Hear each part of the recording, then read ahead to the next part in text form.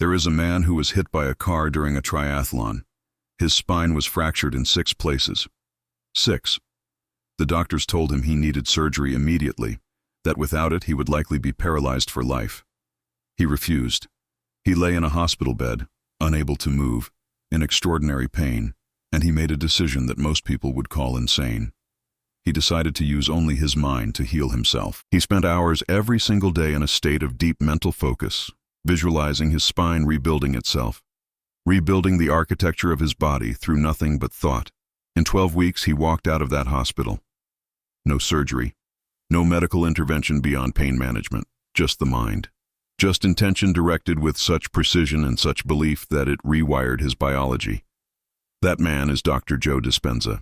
And I'm going to tell you today why that story has everything to do with poker. Not metaphorically, not loosely, directly, mechanically, and profoundly. Because what Joe Dispenza proved in that hospital bed is the same thing that separates a player who grinds their whole life at the same stakes from a player who builds a career, a reputation, and a bankroll that keeps growing. The difference is not the cards they get. It is not the software they use. It is not even the hours they study. The difference is what happens in the 6 inches between their ears when the pressure is real, when the stack is at risk, and when the mind decides whether to rise or collapse. This is Mind of a Grinder, and this is the most important video we have ever made. Here's before we talk about poker, we need to talk about your brain, not in a vague motivational way, in a precise scientific way, because Joe Dispenza's work is not philosophy. It is neuroscience applied to the most practical question a human being can ask. Can I change who I am?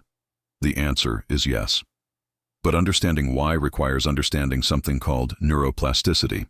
Your brain is not fixed. It is not hardwired at birth and locked in place forever.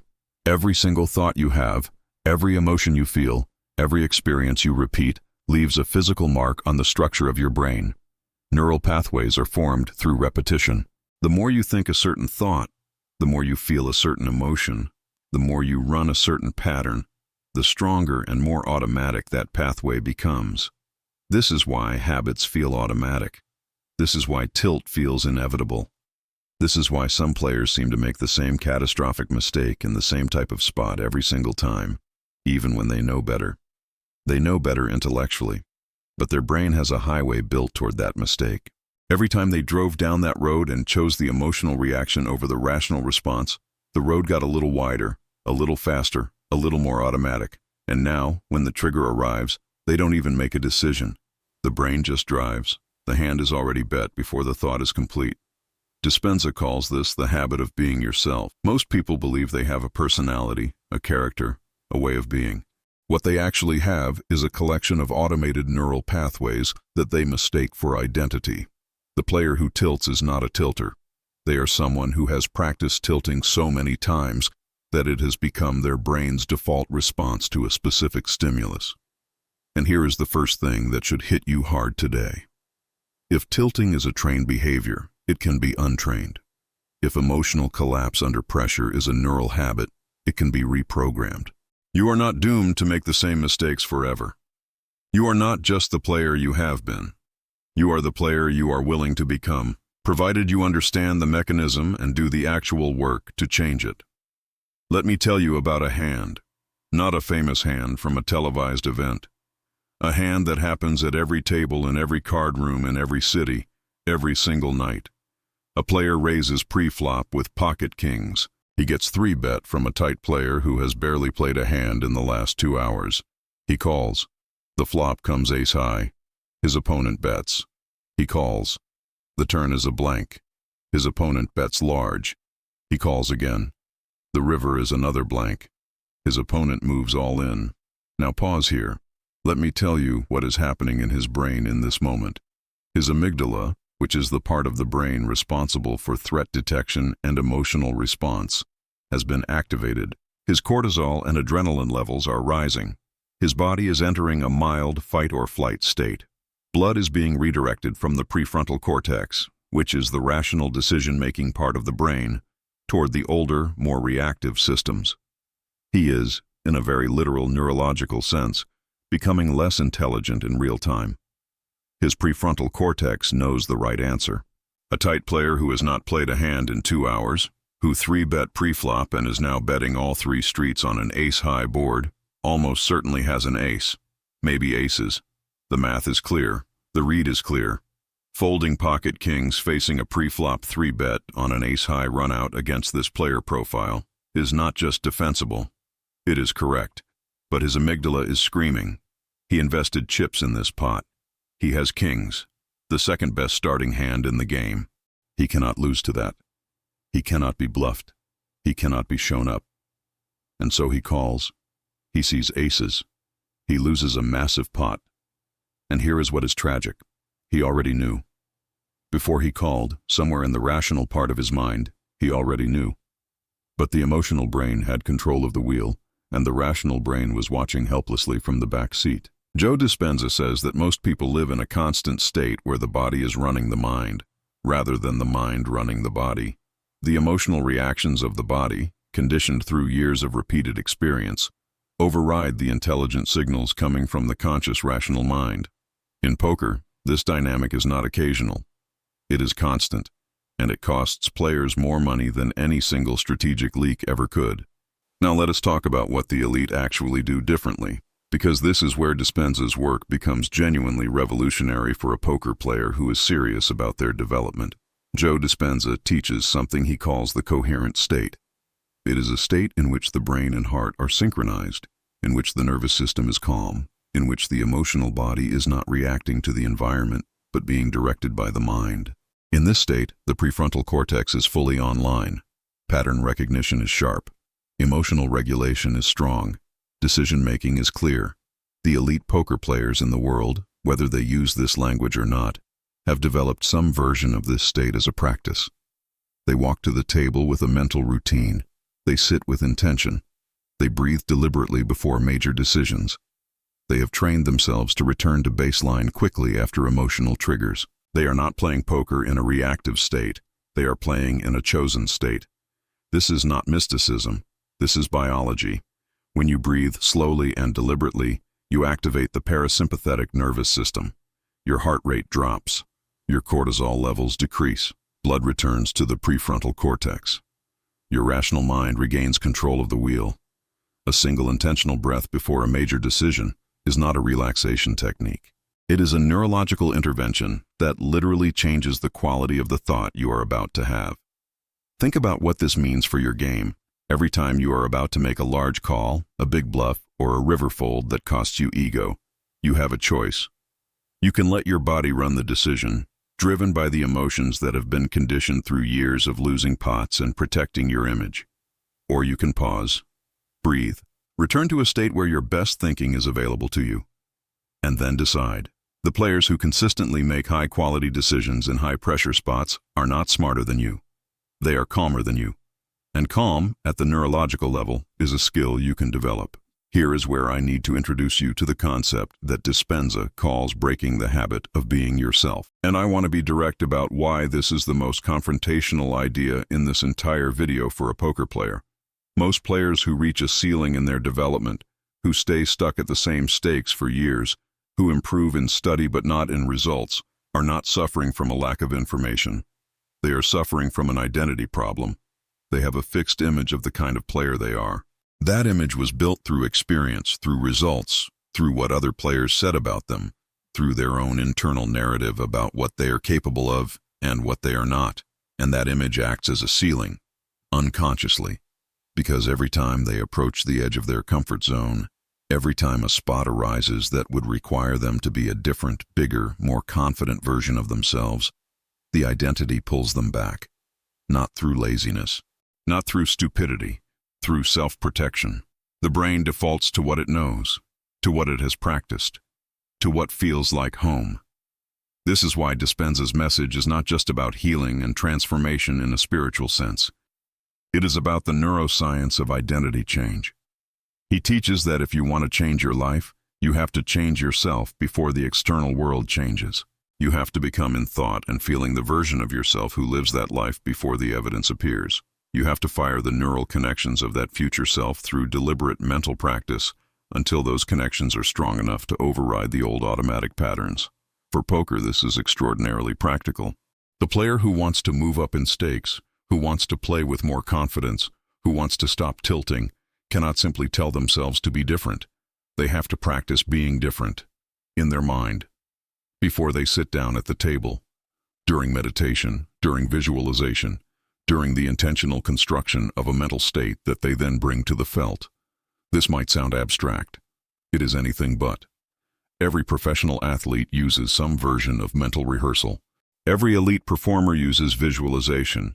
The brain, at the neurological level, cannot perfectly distinguish between an event that is vividly imagined and an event that is actually lived. The same neural pathways fire, the same emotional states are generated, the same habits are reinforced or replaced.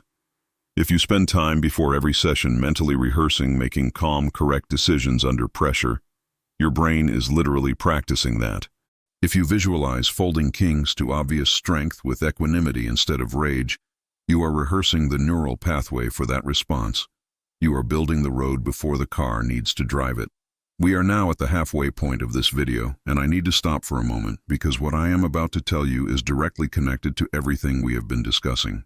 Every concept in this video, the neuroplasticity, the pre-session protocol, the identity work, the emotional regulation under pressure, all of it exists as a complete structured system inside the mind of a grinder complete poker bundle. 10 ebooks, 10 pillars of transformation, built specifically for the player who is done being average and is ready to become dangerous. Here is what makes this different from everything else you have seen. Most poker content gives you one idea at a time. A concept here, a hand breakdown there. You consume it, you feel inspired for 2 days, and then nothing changes because inspiration without a system evaporates. The complete bundle is not a collection of isolated ideas. It is a 10-part roadmap that takes you from where you are right now to a completely different level of thinking, deciding, and performing at the table. 1 ebook per day. That is the commitment. 10 days. If you read 1 per day with genuine intention, your game will not look the same on day 11. Not because of magic. Because 10 consecutive days of deep, targeted mental reprogramming is exactly the kind of sustained repetition that Dispenza says builds new neural pathways. You will not just know more. You will think differently. You will react differently. You will sit at the table as a different player. And here is what you need to know right now. This is the final week of the launch promotion. The complete collection of 10 ebooks, 10 books that will permanently change how you see and play this game, is available for $29.90. That is less than the cost of 1 bad call at a live table. That is less than a single buy-in at most games most of you are playing. For what those 10 ebooks will save you in future mistakes alone, the return on this investment is not 10 to 1. It is not 20 to 1. It is immeasurable over a career. After this week, the price goes up. I do not know by how much. I know it goes up because the launch window is closing. If you have been thinking about it, this is the moment. The link is in the description. 10 ebooks, $29.90. Last week at this price. Do not let this be the moment you almost made the best decision of your poker life. Now, let us go even deeper. Here Joe Dispenza talks a great deal about quantum physics, and I want to address this carefully because it is both the most misunderstood part of his work and, when properly understood, the most useful for a poker player. The core idea is this. At the quantum level, reality is not fixed. Before observation, particles exist in a state of multiple possibilities. The act of observation collapses those possibilities into a single outcome. Dispenza uses this as a metaphor, and I want to be precise that it is a metaphor for how the mind interacts with probability and possibility in real life. The way you observe a situation changes how you interact with it, which changes the outcomes that become available to you. In poker, this is not quantum physics, but the principle translates with remarkable precision. The player who sits down believing the table is hostile, that the cards are against them, that variance will hurt them, is not just being pessimistic. They are changing their actual behavior through that belief. They play more defensively. They miss opportunities because their attention is tuned to threat rather than possibility. They fold when they should call because their emotional state is already colored by the expectation of loss. Their belief literally changes what they see and what they do. Conversely, the player who walks to the table in a state of calm confidence, who genuinely believes that their decisions are sound and that the math will be on their side over time, plays differently. They see spots that the threatened player misses. They execute bluffs with the conviction that produces fold equity. They make calls that the fearful player cannot make, because confidence is not just a feeling. It is a neurological state that makes the prefrontal cortex function better. This is not about positive thinking in the superficial sense. It is about creating the internal conditions in which your best brain is available to you. It is about choosing your state before you choose your action. A story I have seen play out many times at the tables. A player runs terribly for 3 sessions. Every big hand loses. Every bluff gets snapped. They sit down for the 4th session carrying all of that emotional weight. They are in a state of anticipatory loss. They play tight. They play scared. They miss spots. They fold to aggression they should push back against. And they run badly again, not because variance hit them 4 times, but because their mental state in sessions 3 and 4 was not allowing them to access their best game. The variance did not beat them. Their response to the variance beat them. Let me tell you a story now. Not a famous story. A story about a player I will call Marco. Marco was a solid mid-stakes player for 6 years. He knew the theory. He could hold his own in any poker conversation, but he had a ceiling he could not break. Every time he moved up, he lost confidence. Every time he ran bad, he questioned everything. He would spend weeks playing scared, making minimum risk plays, and watching his win rate deteriorate. He was technically competent and mentally trapped. Then he encountered Dispenza's work. Not through poker. Through a period of serious personal difficulty that had nothing to do with cards. He began meditating daily, not casually, but with the specific intention Dispenza teaches, to generate the emotional state of the person he wanted to become before the evidence existed, not imagining winning. Imagining being the kind of player who made correct decisions with equanimity, regardless of outcome. He did this every morning before studying, every evening before sleeping. He held the emotional state of calm confidence for longer and longer periods until it was no longer an effort but a default. 6 months later, Marco was playing 2 stakes higher than where he had been stuck for years. His study had not dramatically changed. His hours had not dramatically changed. What had changed was that he had stopped being the player he used to be. He had rewired himself. The tilt response that had cost him countless buy-ins had been replaced, not suppressed, but genuinely replaced by a different automatic response. Curiosity instead of rage. Analysis instead of blame. Patience instead of desperation. He had done exactly what Dispenza did in that hospital bed. He had changed his biology through sustained, intentional mental practice. And his results changed as a consequence. Not because of luck, because a different version of him was making the decisions. Now I want to give you something practical. A pre-session mental protocol that you can start using tonight. It combines what Dispenza teaches about generating elevated emotional states with what the best mental game coaches in poker have developed through years of working with professionals. Step 1. Before you sit down to play, take 10 minutes of complete stillness. Not studying, not checking phones. Stillness. Breathe slowly. 5 counts in, 5 counts out. This activates the parasympathetic nervous system and begins to move you out of the low-grade stress state that most people carry as a baseline. Step 2. Set a process intention, not a result intention. Not tonight I will make $1,000. Tonight I will make correct decisions based on the information available and accept all outcomes with equanimity. This reframes your brain's measure of success from the result, which you cannot control, to the process, which you entirely control. Step 3. Visualize 3 specific types of spots that typically challenge you. If you tilt after bad beats, visualize a bad beat happening. Visualize your response not as you have responded in the past, but as you want to respond. See yourself breathing, reassessing, continuing to play correctly. Your brain is practicing this response. It will be slightly more available to you when the real trigger arrives. Step 4. Generate the emotional state of the player you are becoming before you start. Not the player you have been. The player who is calm, confident, accurate, and patient. Spend 2 minutes holding that emotional state. Feel it in your body. This is not a trick. This is neuroscience. You are priming your brain with the biochemistry of a high-performing state before you need it. This process takes 12 minutes. It will do more for your results than 12 hours of solver work done in a state of anxiety and emotional reactivity. There is a second hand I want to walk you through. This one shows the other side. What happens when the mental game is operating at its peak? You are in a tournament. Blinds are significant. You have been card dead for 45 minutes. You have been patient. You have stayed present. You have not let the absence of hands disturb your focus. A player in early position, who has been slightly aggressive but not reckless, opens for 2.5 times. Everyone folds to you in the big blind. You have 7-4 offsuit. By any standard chart, this is a fold. But you have been watching, and you have noticed that this player has opened 3 times in the last 6 hands, always from early or middle position, and that twice they took a small pot by continuation betting uncontested. And because you are in a clear mental state, because your attention has not been scattered by emotional noise, you caught something in their second continuation bet. A slight hesitation before betting. A quality of movement that was different from the first. Small. Easily missed if you were distracted.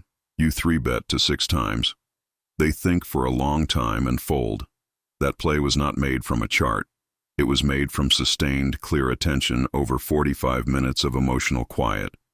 That quality of attention, that ability to be fully present over a long period of time and receive subtle information from the environment, is a direct product of mental state. The player who is tilting, distracted, or emotionally depleted does not see that hesitation. The player who is calm, present, and running in a coherent internal state sees things at the table that others cannot access. This is what Dispenza means when he says that when you change your inner world, the outer world changes. Not through magic. Through attention, decision quality, and the compound effect of making better choices in more situations over a longer period of time. Warren, before we close, I want to say this one more time because it matters. The Mind of a Grinder Complete Poker Bundle. 10 ebooks. $29.90. This week only at this price. If you watch this entire video, you already know you are the kind of player who takes this seriously. The bundle is the next step, not someday. This week, while the launch window is still open.